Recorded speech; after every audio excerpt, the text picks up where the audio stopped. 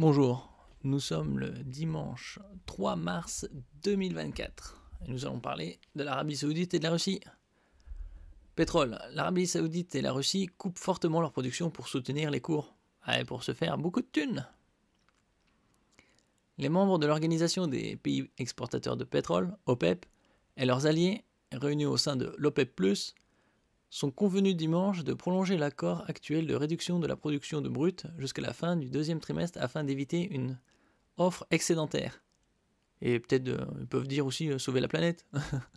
À eux deux, la Russie et l'Arabie Saoudite réduisent leur production d'environ 1,5 million de barils par jour. Pour rappel, on est à une consommation journalière d'environ 100 millions de barils. Un peu avant 2020, c'était dans les 98. Et après la reprise vers 2003, on est passé aux alentours de 102-103 millions de barils. Ce qui est titanesque, puisque un baril c'est 159 litres. D'où vient tout ce pétrole? Il va plus en rester beaucoup, hein, peut-être. En novembre, l'OPEP Plus a accepté des réductions volontaires totalisant environ 2,2 millions de barils par jour. Nouvelle baisse de capacité pour soutenir les prix du pétrole, alors que la croissance économique est morose, c'est l'objectif de l'Arabie Saoudite et de la Russie, les deux poids lourds de l'OPEP+, des pays exportateurs de pétrole, en annonçant ce dimanche la prolongation jusqu'à juin de leur baisse de production de pétrole. Ainsi, Riyad va continuer de réduire sa production d'1 million de barils par jour, PPJ, pour la période d'avril à juin, a annoncé son ministère de l'énergie, cité par l'agence de presse officielle saoudienne SPA. De son côté, Moscou va réduire la voilure à hauteur de 471 000 barils quotidiens, portant à la fois sur la production et les exportations. Bon, de toute façon, comme l'Europe ne consomme pas du pétrole russe, ça change pas pour nous. Enfin, directement. Vu que c'est acheminé en Inde, et en Inde, ils se font une belle plus-value. Bon, tant mieux pour eux. Hein. Manne financière pour Moscou. Dans le détail, la Russie va mettre en place une baisse supplémentaire de sa production de 350 000 barils par jour en avril, 400 000 en mai et 471 000 en juin, a indiqué le vice-premier ministre russe en charge de l'énergie, Alexander Novak. En ce qui concerne les exportations, la réduction portera sur 121 000 barils par jour en avril et 71 000 en mai, selon le dirigeant russe.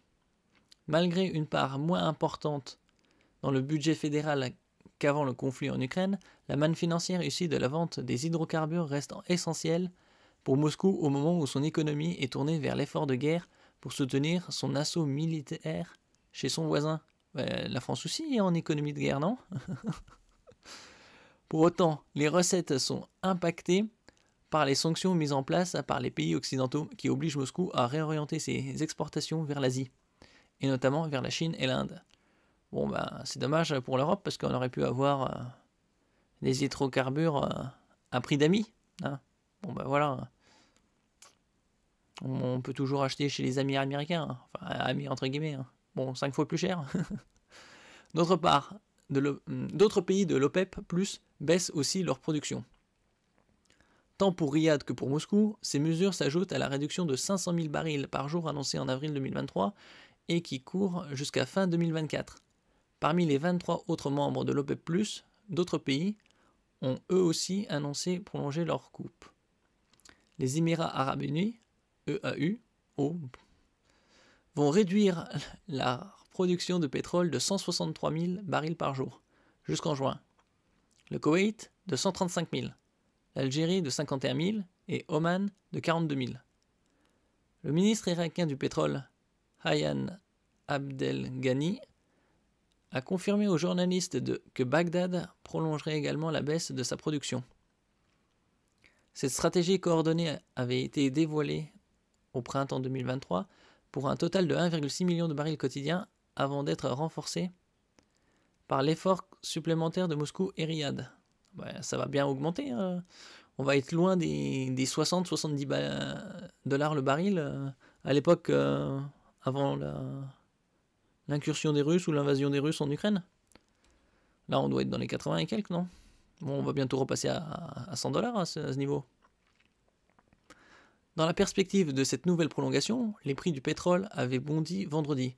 Le West Texas Intermediate, WTI, oui, WTI pour les Américains et qui est moins cher, et le Brent de la mer du Nord.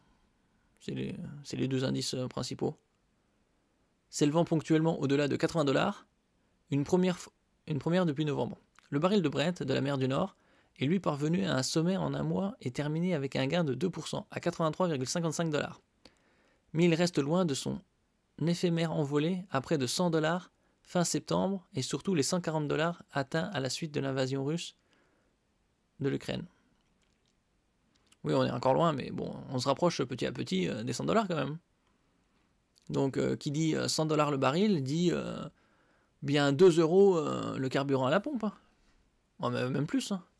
Parce qu'à l'époque où c'était 100 $, et quelques, oui, c'était 2 €. Après, ça dépend, si c'était région parisienne, c'était 2,10, 2,15, 2,20, voire plus.